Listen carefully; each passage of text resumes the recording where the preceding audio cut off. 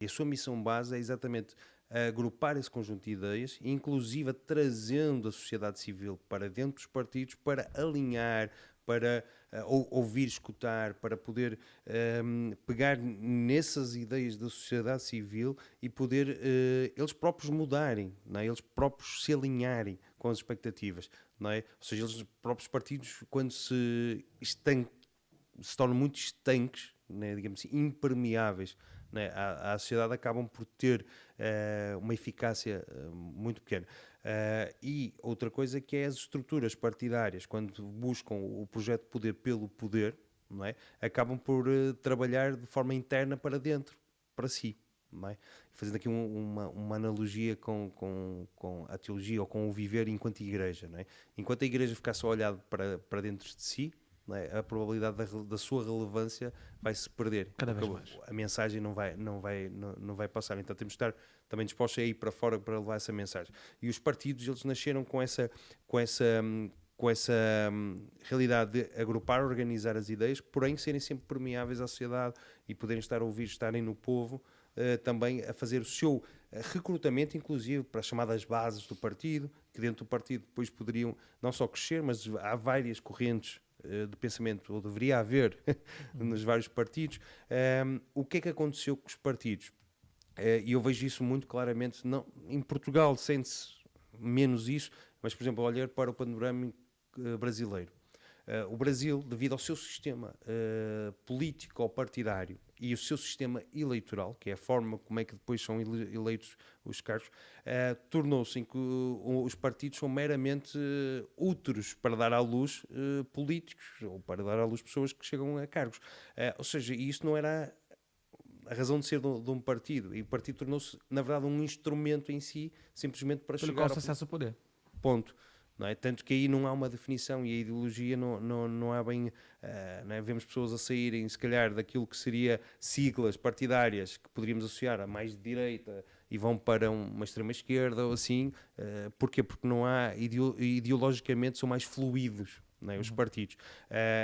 Aqui vemos em Portugal alguma coisa disso, mas se calhar numa medida mais diminuída, até porque o sistema partidário funciona de uma forma diferente, o sistema eleitoral funciona de uma forma diferente, e ser por listas é diferente, neste caso, as eleições, mas eu acho que tem a ver com isso, o partidarismo, não é? Vai-se pulverizando, não é? Na sua missão. E depois acaba por já não responder aos anseios do povo, e o povo começa a pensar assim, então olha, isto é que é política. É sempre os tachos para o mesmo, é sempre o jobs for the boys, não é? Ou seja, estamos cansados disto e andamos, não é? A sociedade portuguesa olha e diz assim, 50 anos nisto, não saímos do marasmo. É quase um retrato perfeito que podemos fazer da igreja também, né? Muitas vezes isso. Agora, em relação a isso, como é que se pode trabalhar nisto? A sociedade civil ser cada vez mais forte. Okay? Porque aquilo que falamos, os partidos não são a visão global do que é a política, ok?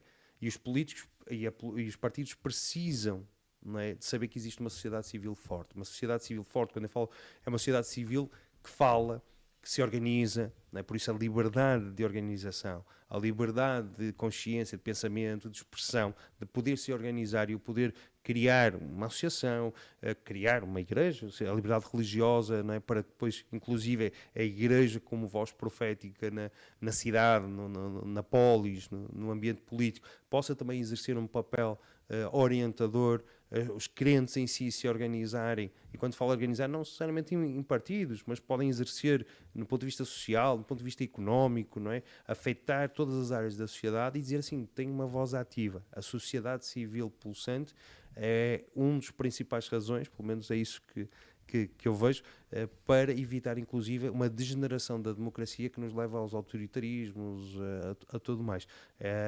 Então os cristãos têm que ter isto em mente. A vida política não se esgota nos partidos, porque nenhum partido também vai responder a todos os anseios políticos, principalmente do cristão, não é? Mas de uma forma geral. Por isso é que vemos muita gente a dizer aqui em Portugal, eu não voto em partidos, eu voto em pessoas, porque identifico aquela pessoa, não é?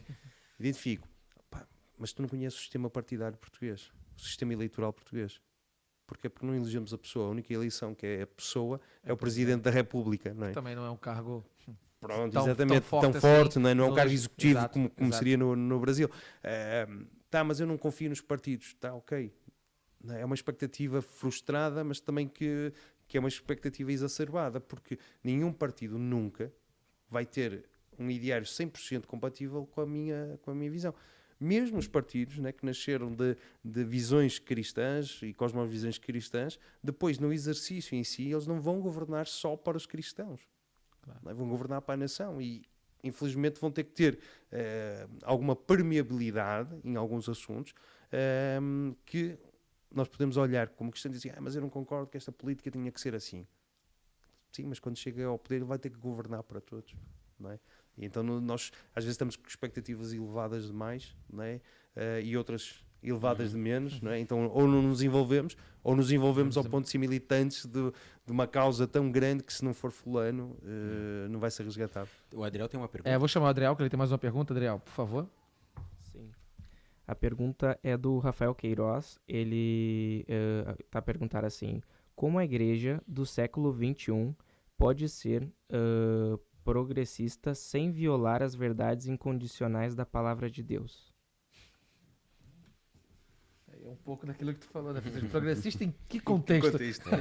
Exatamente. Primeiro, teria que perguntar assim, por que a igreja precisa ser progressista?